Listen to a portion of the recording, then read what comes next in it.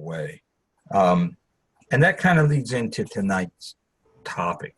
Many times, the little tiny details in Scripture really make them come alive. At least it does for me. You know, I see something really small and then dwell on that, and it just kind of builds from there, because knowing the geography, knowing the culture, knowing the customs, knowing some of these and looking them up and understanding them and how people lived and how they interacted and all of that, it paints the background of the painting. It paints the picture. It adds all the color, so that it's just not these black and white stick figures named Paul and Jesus, or walking around in Jerusalem and in Israel and, in the Middle East. I mean, it makes it alive. These were real people doing real things in real time. That's what, just like you and I, we're real people. We're doing real things in real time. And so was Jesus. And so was all of the rest of the apostles and the disciples, and on and on. And so I was reading a book. It's called New Testament Background Selected Writings by a gentleman named C.K. Barrett. And it's fabulous. And very few scriptures are even quoted in the book. But it's really a beautiful book because of what he shares in there. And the second chapter is on how they made papyrus. Now, have you ever thought of that? How did they make papyrus? How did they make, which became paper? That was the paper that they wrote on. How did they make papyrus? And there's going to be quite a bit of screen sharing tonight, so bear with me on that. But how did they make papyrus? Well, papyrus is a reed. It's about 2 to 3 inches in diameter, and it grows to about 12 to 15 feet tall. And it grows in 2 to 3 foot of water, like in the marshy areas, swampy areas, like the Nile, or the Nile Delta is one place that it's really prominent where it grows, at the Delta where the Nile, meets the Mediterranean. And somehow they figured, people figure out how to use stuff. So they figured out how to use this plant. And they take the papyrus reed, they cut it up into sections, roughly 12, 14 inches long. And the way that papyrus grows, it grows in kind of in rings, I guess that's the best way to explain it. Layers from the inside out, consecutive layers. And so they take knives and needles and they separate these layers and separate them as large as they can and as finely as they can. And as you work your way from the outer layer to the inner layer, the delicacy of the layer gets greater and greater. The outer layers are thicker and more dense and tougher. And as you get to the inner, they're more fine and refined and delicate. Well, they take those layers and those strips that they end up with, and that's what they make papyrus from. And of course, the outer layers, they grade them by quality. And the outer layers, the tougher layers, and as you come in, still the tougher layers, that's one quality. And then you have the kind of the middle layers become another quality. And then the inner layers are so fine that the parchment or the papyrus that they make from that almost looks like linen. It's very, very fine and very delicate. And the way they make this is they strip it, all right, in long strips. And then, I'll show you. I'm going to show you a picture. Got to get to it here. There it is. All right, can you see that? Yes? Somebody say yes. Yes, we can see it. Yes, we do. That's a piece of papyrus. And what they do is they take strips. Here's a strip of the papyrus from here to here. And they lay that vertically, and they lay them side by side. And then they'll take cross members and lay them this way. Then they smear some muddy water on it, keep it moist and muddy. and then with a large wooden mallet, a little bit different than what you might think of as a mallet, what I may think of as mallet, more of a square piece of, with a handle in the middle of it, and they pound on it, and they beat on it, and basically they forge the fibers together. The fibers, of the overlapping vertical pieces, and then the cross member pieces, they forge those together and keep pressing on it, pressing and then hang it up to dry, and then trim it. But it takes a while to make a sheet. Imagine how long it would take you to take this papyrus reed, cut it into, say, a 12 to 14-inch long piece, strip these little tiny strips out of it, lay them down, get them all laid down nice and neat, smear it with a little bit of muddy Naya water, and start pounding it so that the fibers mesh together and forge together so that it becomes kind of a homogeneous sheet. It would take a long time. I'm not really sure how long, but because I couldn't find that information. But you wouldn't be mass producing this by one person alone. If you had a papyrus making shop, you had quite a few people working for you, making papyrus, making paper, so that people could have that. It was not cheap. This was expensive. You just didn't go down to, Staples. Hey, give me a box of, give me a ream of papyrus, please. A ream is 500 sheets, right? A ream of paper, 500 sheets. I'll take a ream of papyrus here, $10. It didn't work that way. This was a very expensive material to make. And so it was protected. It was, you just didn't use it every day for everything. It was costly, and you took care of it. And then what they would do with the sheets, once they had, two sheets together, then they made a glue, a fine glue made out of unleavened bread and water, and take that and then glue the two sheets together and keep gluing them together until, bingo, you have something that can be put into a scroll. And that's how they made papyrus. So we have a material now, a paper that is expensive, that is laborsome, takes a lot of labor to make it. Well, we'll come back full circle to that in a little while, but keep that in your mind. And so what that got me thinking about was, you remember in Matthew chapter 2, Jesus is about a year and a half old, right? Jesus is, he was born, he's now a year and a half old, and these Magi come. They come traveling from Persia on camels, and they make their way to first Jerusalem, and then end up going to Bethlehem. And I thought about God's provision for his people. Years before that, 500 years before that, maybe more, Daniel was in Babylon, in the court of Nebuchadnezzar, and rose to power and was put into charge or overseer of all of Nebuchadnezzar's wise guys, all of his wise men, and his seers and his magicians. They were the Magi, the Zoroastrian priests. So many 100 years prior. And Daniel teaches these Zoroastrian priests what to watch for in the heavens, so that they would know when the new king of Israel was born. And that information gets passed down and taught for 500 or so years, to where finally these guys, these Magi in Matthew chapter 2, see it.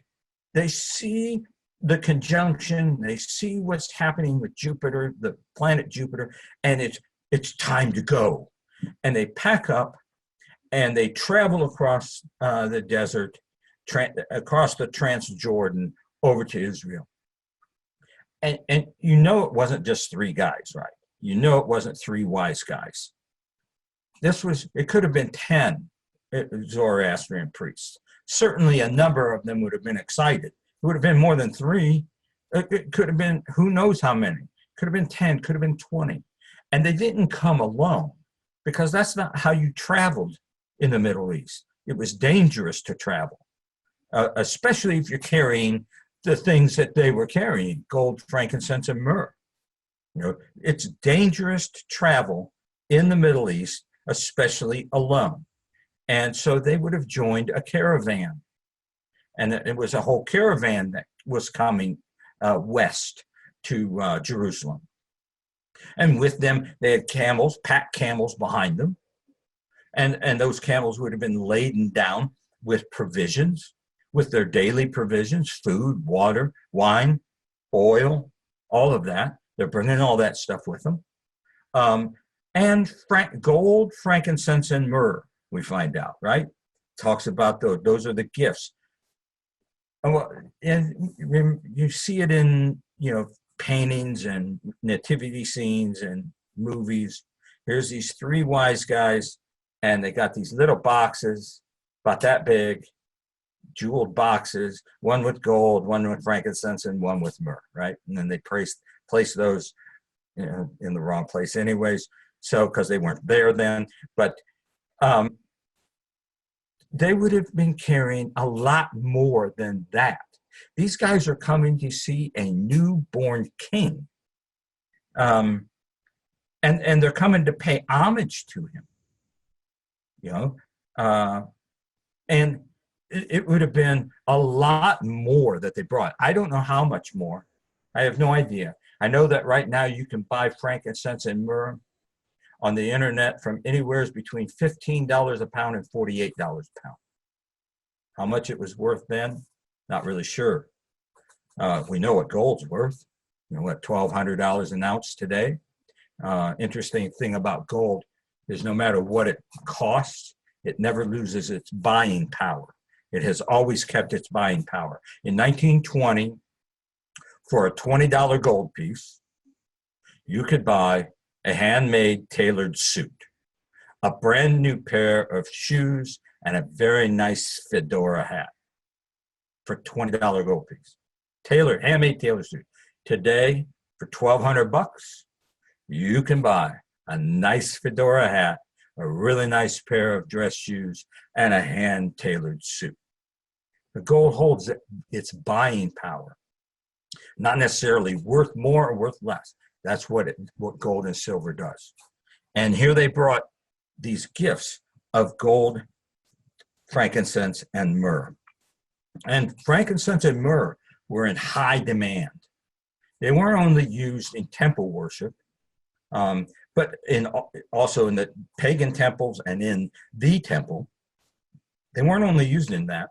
They were used every day by most everybody to cover up the daily smells of the cities that people lived in. I mean, the cities in the Roman world were not really pleasant places. You know what you did with your daily sewage? It went out the door into the street, and then people walked in it. The Roman Empire had a real problem with homelessness. They did. And the homeless people eventually died in the streets. And they didn't have any government group or program or, dead people pickup group. They didn't have that. The dead homeless people would sit there and start to decay, and dogs would eat them and carry in birds, and that's what happened. The place was kind of foul, not really nice. And so people wanted the frankincense and myrrh. Have you ever seen frankincense and myrrh? You know what it looks like? It's a resin. It's a resin that from two different particular trees. And the trees are down in southern Arabia, down in Somalia. There's other places where it grows.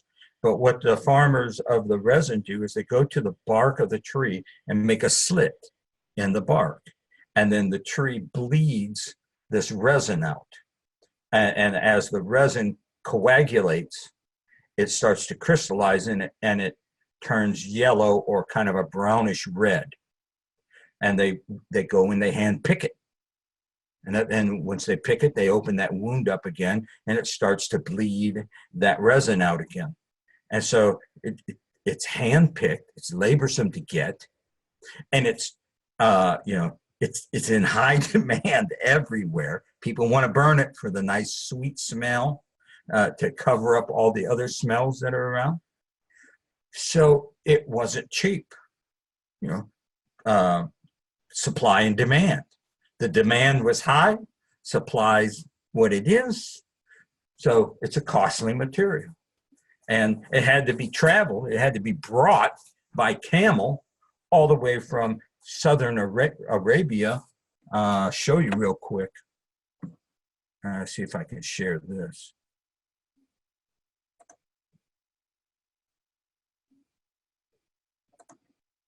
Oh, okay, I gotta get back to get back to here. There. Here's the incense route, the incense trade route. Here's what today is Yemen. This is Oman today. And right in here is where it would come in. There's ports along this edge, which went all the way down south to Somalia. They would take by boat, they could go down to Somalia and pick up resin there, get resin here from these two botanicals, these two trees, and it would travel by camel from here 2,500 miles to Israel, where it could then be loaded on ships and taken, like in Jaffa, and taken all over the Mediterranean, all over southern Europe and northern Africa and all around the Med. And then, kind of interesting too, it could travel this way up towards the Galilee, which would be right about here at the bottom of the L of Israel, or maybe a little higher.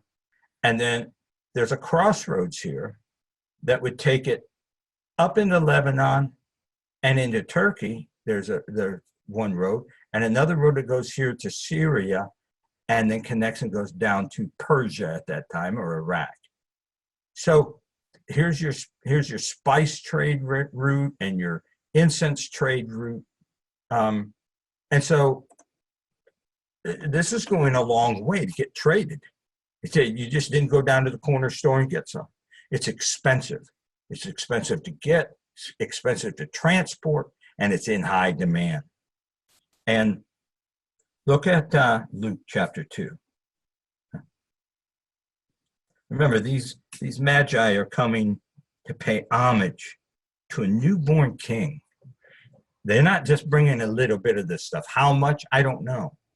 5 pounds, 10 pounds, 20 pounds, I don't know. It doesn't say, but it gives us some clues. And here we go in Luke chapter 2, verse 21. When Jesus was 8 days old, when 8 days were completed for him to be circumcised, his name was called Jesus, the name he was called by the angel before he was conceived in the womb. And when the days of their ceremonial cleansing, according to the law of Moses, were completed, they brought him up to Jerusalem to present him to the Lord, just as it is written in the law of the Lord, every male that first opens the womb will be called holy to the Lord, and to offer a sacrifice according to what is said in the law, a pair of turtle doves or 2 young pigeons. Now, the law says, and we won't go there, but you can write this down and read it sometime, Leviticus chapter 12, verses 1 through 8. The law says when you present a child at the temple, a male child at the temple, that you were to bring a lamb as a sacrifice. I'll read it to you.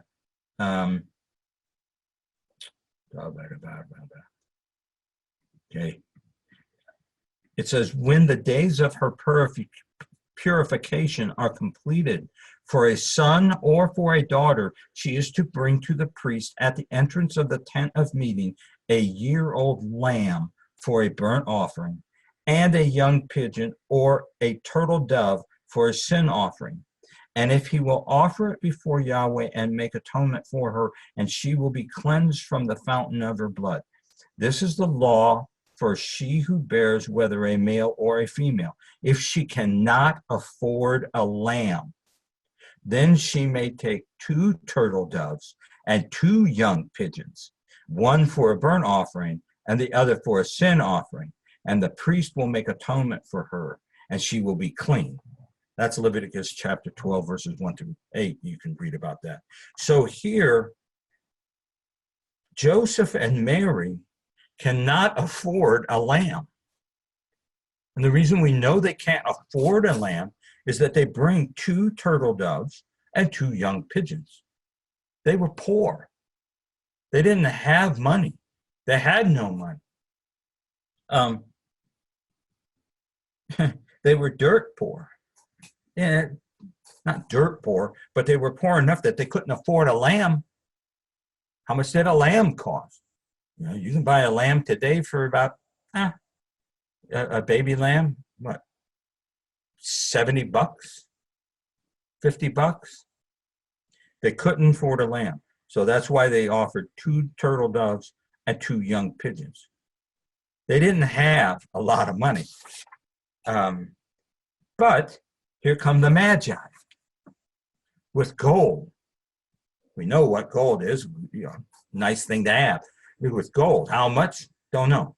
But and frankincense and myrrh, more than 3 little boxes of it. And they immediately go from poor to fairly affluent in one moment of time. God takes them, because of Daniel 500 years before, and him being faithful to teach the Magi, and the Magi being faithful to keep this going.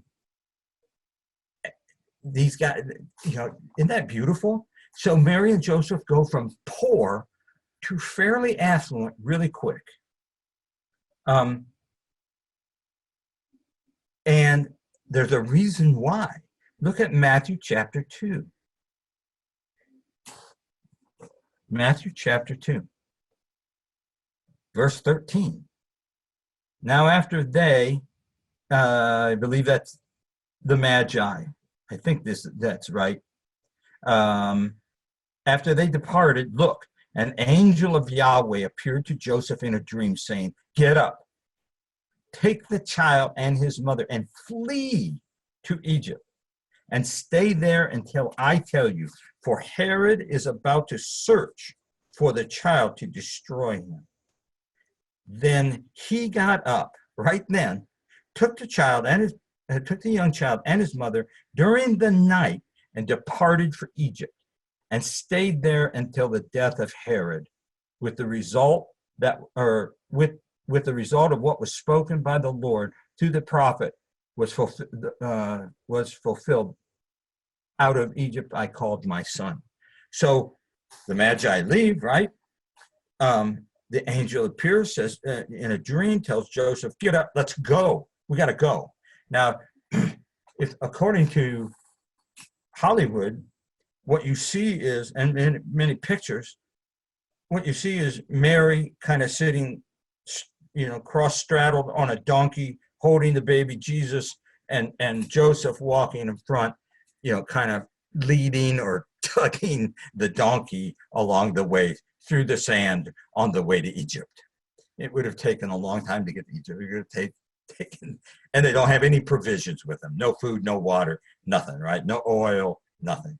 They're just traveling. No, that's not what happened. But they didn't have time to pack provisions, because it says that they got up immediately. You know, he got up and did what the angel said. So there was no time to pack. They had to go.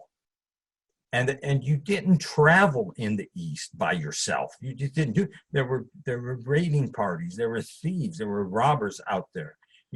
That was not the way you went. You went in a caravan. You joined a caravan and you went. But it cost money to join a caravan. You just didn't join up free to this wagon trail, and head out west. It took money to join a caravan. The reason it did is because the caravan would hire mercenaries, and the mercenaries were there to protect the caravan and ward off any robbers and thieves. So you needed money to buy your way into the caravan, and at this point in time, they need money to buy provisions. They don't have any provisions that they're taking with them. They couldn't have. He gets up immediately, took the child and his mother during the night, and departed for Egypt. So there they go. Where'd they get the money to buy their way into the caravan? They were poor. They couldn't afford a lamb. They had gold. What's that, Michelle? I said they weren't poor anymore. They weren't poor anymore. They had gold. They had frankincense, and they had myrrh that they could trade for passage, that they could trade for provisions. Isn't that beautiful how the Lord took care of them? How Yahweh took care of them and made this available to them. You think maybe Mary taught that to Jesus as he was growing up? So he understood, take no thought for yourself, what you shall eat, what you shall wear, how you'll be clothed. He understood that from the experiences of his own life, not only from Scripture, but from the way God had taken care of him and his family. So gorgeous. It is to me anyways. It's exciting. I love this stuff. So we'll fast forward now. Remember, Jesus is 1.5 years, and they're boom, off to Egypt, right? Well, we'll go to Matthew chapter 2, verse 19. Just down the page a little bit. Now, after Herod had come to the end of his life, look, an angel of Yahweh appeared in a dream to Joseph in Egypt, saying, "Get up, take the child and his mother, and go into the land of Israel, for the ones searching for the child's soul have died." So he got up and he took the child and his mother and he went into the land of Israel. You got to love Joseph, man. You just got to love this guy. Angel tells him, move. You're moving. Don't take any of your stuff with you. You're going to Egypt. And about 1.5 years later, an angel appears and says, hey, guess what? You're moving again. You're going back to Israel. You just got to love the guy because he does what the angel says. And the reason that we know that Jesus, about 3 years old by our reckoning, if you reckon by the Jewish way that the Jews reckon age, you and I say we're 1 year old on our first birthday. In the Jewish culture, you were 1 year old from the day you were born till your first birthday. That was considered your first year. You were 1. And then on your, what we call first birthday, until your second birthday, you're 2. So we say you would be 1. I don't know what happens in that first year. I guess you're 0, according to the way we think. But does that make sense? You understand what I meant or what I just said? Yeah, we count months. This baby's 3 months old or 6 months old. Yeah, we do talk months, 12 months old. Yep, he's 12 months old. He's 12 months and 30 days old. Hey, now he's 1 year old. Okay. But that's not how they reckon. So according to our reckoning, Jesus is about 3 years old, coming back into Israel by Jewish reckoning 4. And we know that Herod the Great died in 1 BC. All right, he died in 1 BC. So if Jesus was born in 3 BC, do the math, then 1 BC, and give it a little bit of time for things to quiet down in Jerusalem and in Israel after the death of Herod, and now his son becomes king. Give it a little bit of time, so 3 years old or thereabout by our reckoning. So Matthew chapter 2, verse 19. Now after Herod had come to, we read that, get up, take your child. So he got up, he took the child, verse 21, and went into the land of Israel. But when he heard that Archelaus, I'm not sure how you pronounce that name, was reigning over Judea in the place of his father Herod, he was afraid to go there into Judea. So he wasn't going back to Bethlehem. And having been divinely instructed in a dream, he departed into the district of Galilee. And having gone there, he lived in the city called Nazareth, so what was spoken through the prophet was fulfilled, that he will be called a Nazarene. So here he is. Now Jesus is living, he's 3 years old by our reckoning. He's living in Nazareth, and he's going to grow up. And he's going to need to learn. He's going to need to learn a lot very quick. And we know that he did. But there's a real neat passage in Smith's dictionary on page 339 and 340. And I'm going to read it to you. It's about his home training. His home training, according to Ellicott, the stages of Jewish childhood were marked as follows. At 3, the boy was weaned and wore for the first time the fringed or the blue tasseled garment prescribed by Numbers 15:38 through 41 and Deuteronomy 22:12. His education began first under the mother's care.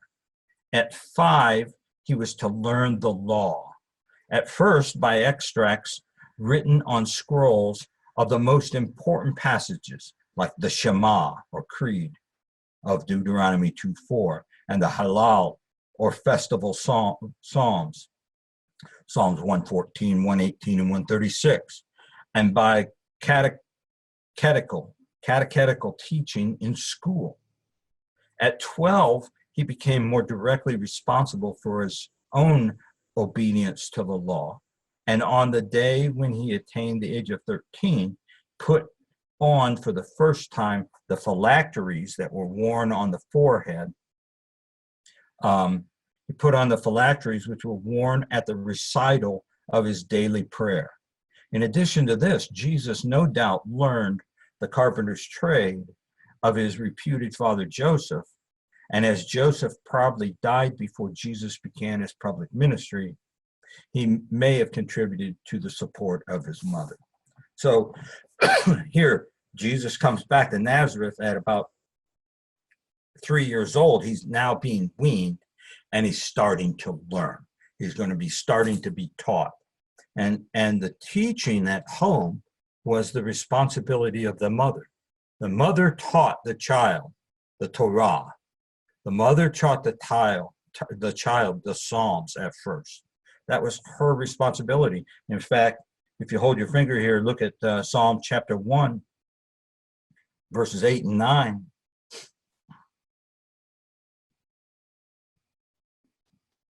It says, "Listen, my son, to your father's instruction. Do not ignore the Torah of your mother, because they are a wreath of grace for your head and a necklace for your neck. They are adornments for your life. Listen to the instruction of your father." And his father would have been teaching him a trade. Everybody learned a trade. All of the priests had a trade. All of the rabbis had a trade, aside from being a priest or a rabbi, because you can only be a priest for so long. You can only be a rabbi for so long. If you ever have to go back into into the real world, you need trade. Everybody had a trade. Jesus would have had a trade. What trade would he have had? That which his father taught him, the instruction of his father. And don't ignore the Torah of your mother. That was her job, to teach him the law. Well, she going to teach him that at the age of 4 and 5 and 6, unless they have some scrolls, unless they have the scrolls of the Old Testament. And we already talked about papyrus, that it was expensive to make.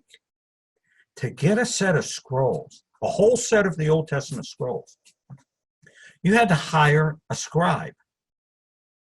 And it would take him up to a year to hand scribe a copy of the scrolls. A whole year. So you're paying this guy a year's wages for a set of scrolls. That's not cheap. Just his labor alone is extremely expensive. Plus the papyrus that you have to have. The many, many pages of papyrus that you have to produce this set of scrolls. And where would they have gotten that money? From the gold and the frankincense and the myrrh that God supplied them via the Magi. Isn't that beautiful? So we're going to fast forward 8 more years. We're 8 more years in the future. Jesus is now at age 12. Look at Luke chapter 2. He's 12 years old.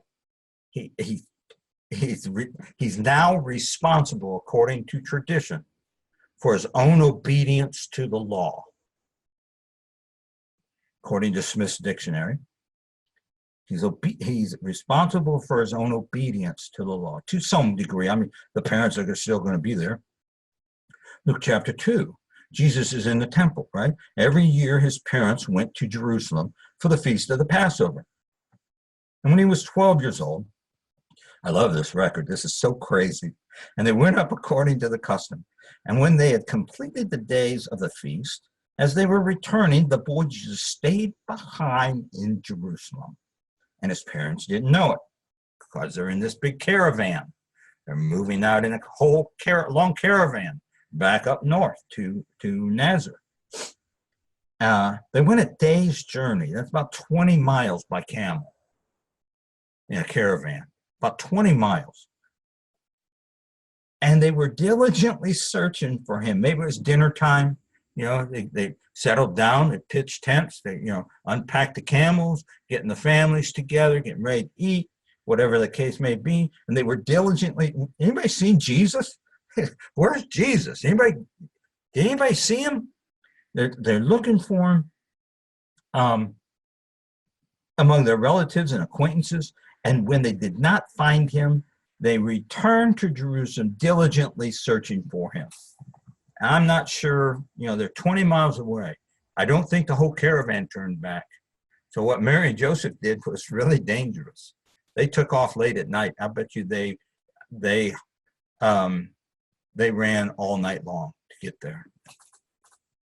And it came to pass, after 3 days, they found him in the temple, sitting in the midst of the teachers. Susan, you just popped in, and Betsy, and many of you have children. Not everybody, but many of you have children. Can you imagine? After 3 days of search, you're looking for your child. And you can't find him for he's 12 years old. You can't find your child. And he's missing for 3. Where in the world did Jesus sleep? Where did he eat? I was just thinking, Dennis, when you said after 3 days they found him, I'm thinking about my 5 kids and I'm thinking, what? You are going to be in serious trouble with me. Not your father, me. You better be scared. Well, Mary she was a mother. She probably felt the same way, and Joseph is beside himself because Mary is just beside herself, right? You can picture the whole scenario, and it just, oh gosh. And God's standing back just laughing through the whole thing. And they were diligently searching for him among the relatives, blah, blah, blah. and it came to pass after 3 days, they found him in the temple, sitting in the midst of the teachers, both listening to them and asking them questions. And they probably said, "What are you doing?" And all who heard him were amazed at his understanding and his answers. Where did he get that knowledge? Where did he glean that? Certainly, yes, from God, from his Father. But he had to been studying the scriptures, studying the scrolls. And he couldn't just do that in his hometown synagogue all day long, every day. He had to have access to the scrolls whenever he wanted it and whenever he needed it. He had to have access. That's why and talking to John Shanghai, yes, he had to have had a set of the scrolls at his disposal. Just awesome. They're amazed at his understanding and his answers. And when they saw him, mom and dad, they were astonished. And his mother said to him, "Child, why did you do this to us?" Mom says it. "Betsy, there you go. Why have you done this to me?" That's exactly what they said. There's Mary. "Why have you done this to me? Look here, your father and I have been searching for you in great distress and have been searching for you." And he said to them, what a line. "Why is it that you were searching for me? Did you not know that I must be in my Father's house?" What a powerful statement, because he needed to learn the trade of his father. He learned the trade of his father Joseph in Joseph's house. Now he's moving on with the trade of his father in his father's house. King James says, "I must be about my father's business." Same thing. Where's he going to be about his father's business, but in his father's house? And it's just what a great, my gosh. And they did not understand the statement that he spoke to them. And he went down with them, and he came to Nazareth. He went back to Nazareth finally, and was subject to them. And his mother was keeping all these things in her heart. And Jesus kept increasing in wisdom and stature, in the favor with God and man. What a big statement. In favor with God and with man. Here is back home in Nazareth. He's growing in stature and with men in his town. One of those men would have been the rabbi in the synagogue that he attended school at, because they attended school starting at the age of 5 or 6. He would be going to school that was adjacent to the synagogue and learning from the rabbi. And I'm sure that Jesus gained the respect of that rabbi. That rabbi and he were probably very close. Jesus probably spent a lot of time with that rabbi, learning from him also. No,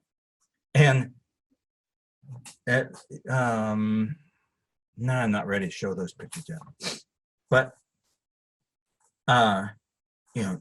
this is what's going on now for many years. Now we're going to fast forward another 17 years.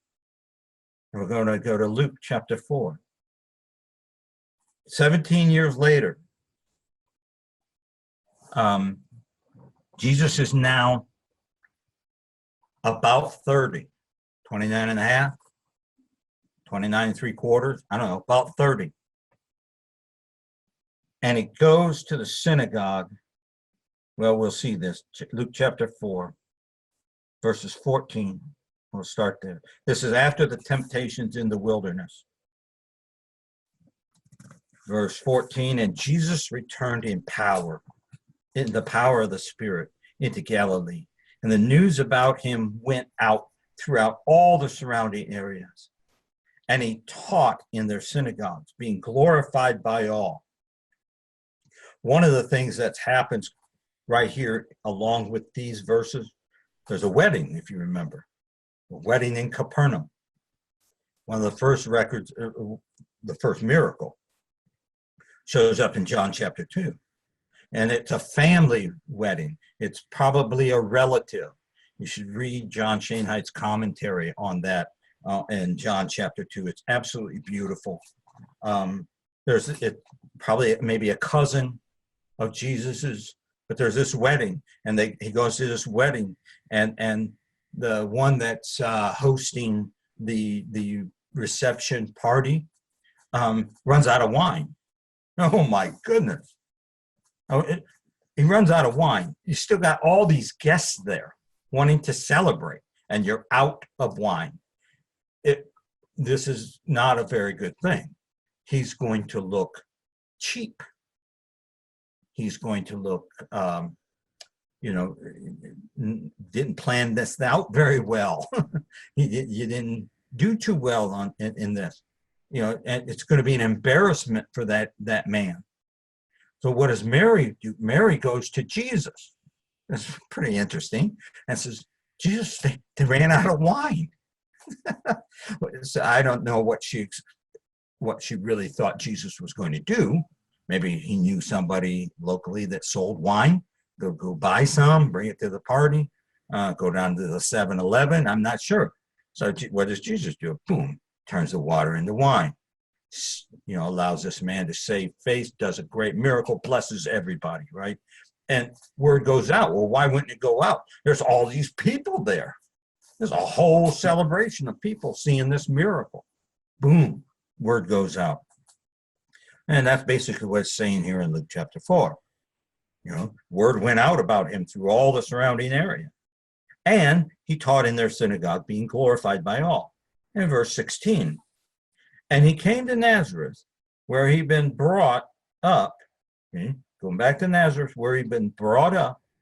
And as his custom was, he went into the synagogue on the Sabbath day and stood up to read. Every Sabbath, there was 2 readings in the Sabbath, or on the Sabbath, in the synagogue. There was a reading from the Torah, the law, or the teaching, and there was a reading from the prophets. Now remember, this is his hometown synagogue that he's at. I'm going to bring up a picture.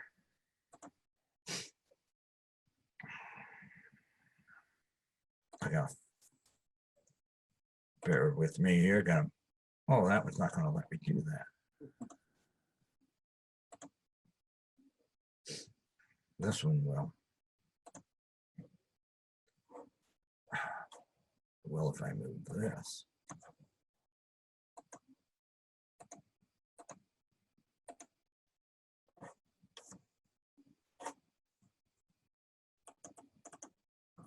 There we go. Goes into a synagogue. Here's a cutaway representation of a first century synagogue, that like the one that would have been in Nazareth, right? And we'll keep reading. And he stood up to read. And the only reason he would have stood up to read is he would probably have talked to the rabbi ahead of time and said, Rabbi, can I do the reading from the prophets? And again, this rabbi knows Jesus intimately. Jesus grew up in Nazareth. Jesus spent his formidable growing up years in this synagogue, learning from this rabbi in this little school, right? He learned from him and gained his respect, and probably respected the rabbi too, just like you've respected many teachers in your life. And so he gets up. See these right here? All the people are sitting around here, right?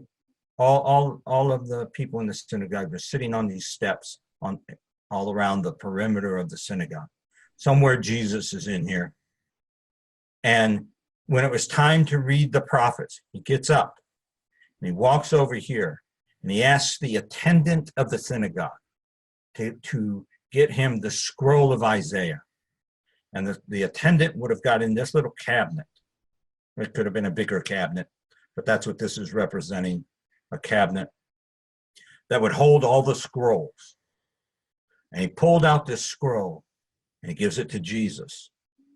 And then Jesus would have walked up here to this platform table lectern. And then what does it say?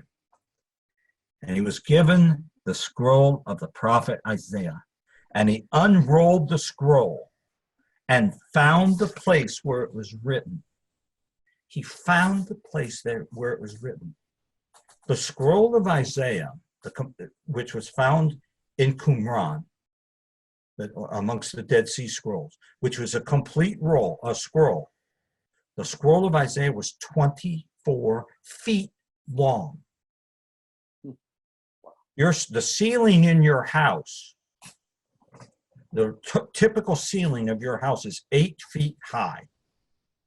The scroll was as long as 3 times floor to ceiling in your house. And he found the place where it was written. And remember what a scroll looked like. Right there is a scroll, this is really beautiful, by the way. See, here's one papyrus page glued to another, and here the seam is kind of breaking up here. And what's really beautiful about the way the scrolls were written, the last word of this column was the beginning of the first word of the next column. That word was split. This was only a partial word down here. The rest of the word was way up here at the top of the next column.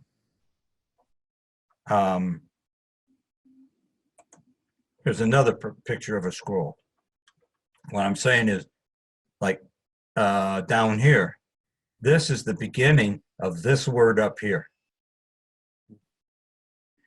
And he found the place where it was written. Look at this. Look at how many pages were on this. Here's one page. Do you have a cursor or something? Because I don't see your... I'm going to go back and show. Do I have a cursor? Yeah, it's just little. I don't see it moving around. I'm sorry. Well, it's here. I don't know why you can't see it. I have a little cursor. I can see it moving around. I can see it. Okay. Maybe I was moving it too fast. I know there's a way to color on here. So here we go. Okay. This word right here, the bottom, is the beginning of this word up here. And you see how this is glued together here. That's one page over here, page here, and there's another page somewhere. There's a seam. And what you don't see on this scroll is they would usually have handles sticking out of here and one at the bottom. I think that's one there. And the purpose of that is so you didn't touch the parchment. You didn't touch the papyrus, because they didn't want you to get finger oil on them and smudge and dirt. Remember, these are expensive items. They cost a lot of money to get. I think, let's see, I'm going to stop this share. I'm going to go back.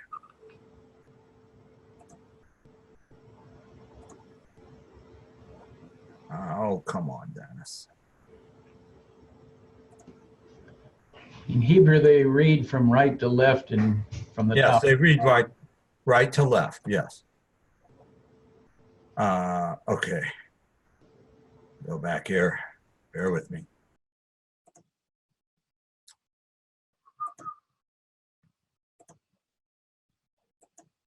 You didn't touch the scroll.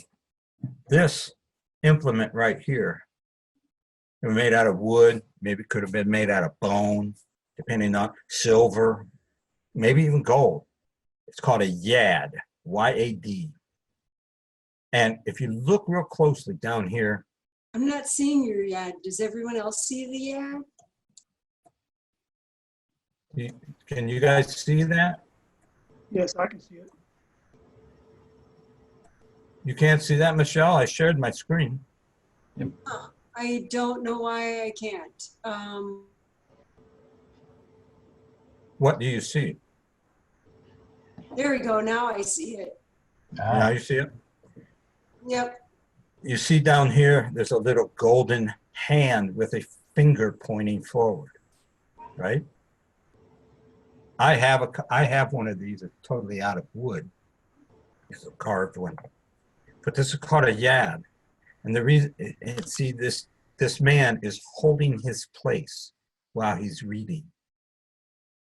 And he would read along the lines, and without touching it with his finger, keep his place as he was going.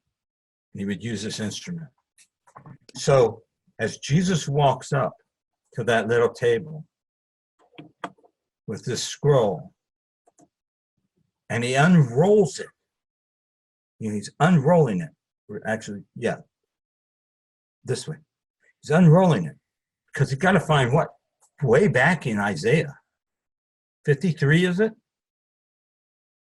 And he's got to find the place that it's written. And, meanwhile, the people are going, No, he wants to move quickly and get there. He knows where it's at. He knows exactly what he's looking for. He knows that scroll inside and out. He's rolling it. He picks up the yad, and he picks up the yad, and he's reading along, and he finds the place where it's written. And he says, the Spirit of the Lord is upon me, because he anointed me to proclaim good news to the poor. And he sent me to declare liberty to the captives and recovering of sight to the blind, to set at liberty those who are bruised, to proclaim the year of the Lord's favor. And that's exactly what he did for you and for me. Once we were blind, spiritually, some physically, but now we can see. Once we were lame, physically, spiritually, and physically, but now we walk. Once we were captive, but now we are free. And he rolled up the scroll, and he gave it back to the attendant, and he sat down, and the eyes of everyone in the synagogue were fastened on him. Imagine that picture. He sits, and everyone, they're fastened on him.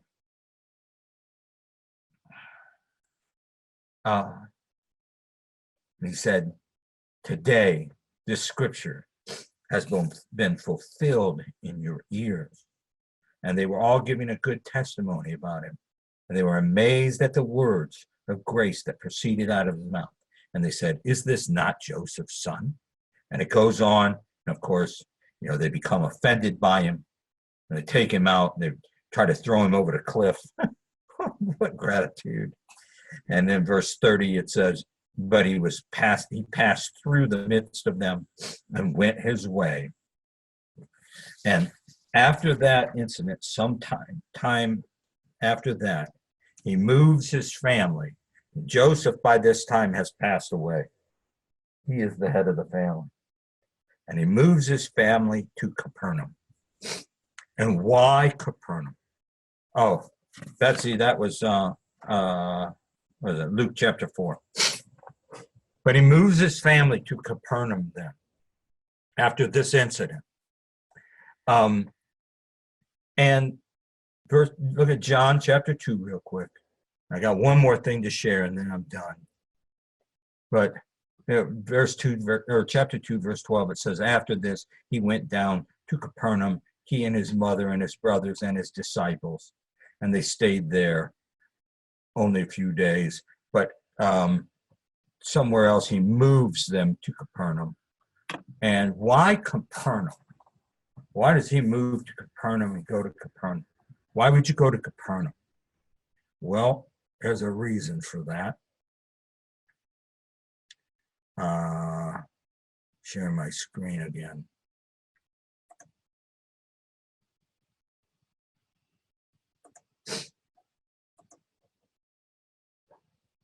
Now, come on, let me,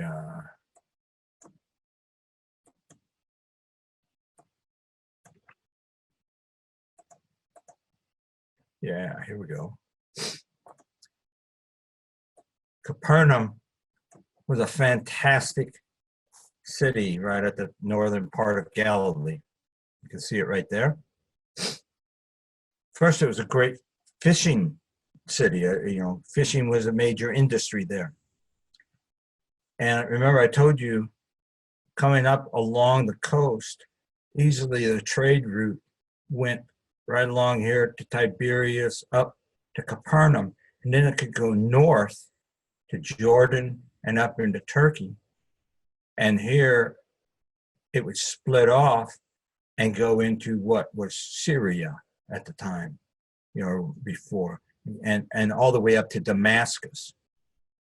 So this is a major trade, kind of like a cross section of trade routes. So you have all kinds of things coming through here, traded back and forth, lots of commerce, lots of people. Plus you had this huge fishing industry, right? So there's lots of people bustling in and out, plenty of people to witness to, plenty of people to show himself to. And then they would carry that message. They could carry that message north. They could carry that message east, and they could even carry that message back south to spread it all over the region. Is a logical and a great place for him to move to, into Capernaum. And it's in Capernaum, and this is the last thing that I think is so beautiful culturally. In Capernaum, he calls Peter and Andrew and a few others, all who were fishermen, right? Great trade, fishermen. But fish are a natural resource. And guess who owned all the natural resources? Rome. This is Rome's providence. Rome owned the natural resources. Therefore, Rome owned the fish. And so when Andrew and Peter and the rest caught the fish, they had to pay taxes on the fish that they caught. And all the people that traveled through there on all these trade routes, guess what they had to pay? Taxes. Taxes on the goods that they were taking in and out.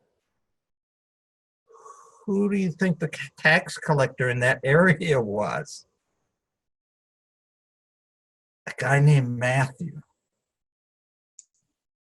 This young guy named Matthew that Jesus calls to be one of his disciples. Can you see Andrew and Peter? Oh no, not that guy. Come on, not that guy. Everybody hates the tax man. Nobody likes the tax collector. You have to see the pictures of this because it's so real and so alive, and I'm sure Peter and Andrew and the rest looked at Matthew like, wow, he called you? Holy mackerel, he'll take anybody. So, but anyway, that's a little bit of why I like the little details and what it brings to life in my mind when I read this stuff, and why it's important to study the culture and the customs and geography and events and people's names and all of that, because these are real people doing real things in real time, and they're not just myths. They're just like me and you. Or you and I are just like them. Okay, Jesus has an edge on us, but the rest of them just like me and you, and so we can relate to them, and we can relate to the Lord Jesus also. And I love that record there at the end when he publicly announces his ministry. He set the captives free. He healed the brokenhearted. He makes the lame walk and all of that. And that's exactly what he did for us. And we are eternally grateful for that. I know you are. So